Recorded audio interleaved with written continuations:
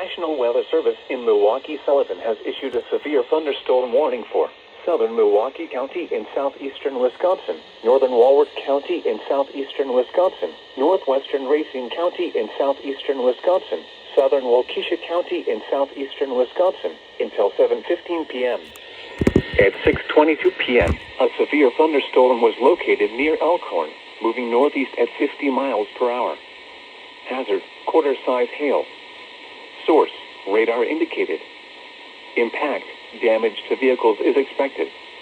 Locations impacted include Milwaukee, Waukesha, West Allis, Wauwatosa, New Berlin, Greenfield, Oak Creek, Muskego, Cudahy, Greendale, Pewaukee, Elkhorn, St. Francis, Heartland, Delavan, Hales Corners, Mucklenago, Delafield, Elm Grove, and East Troy.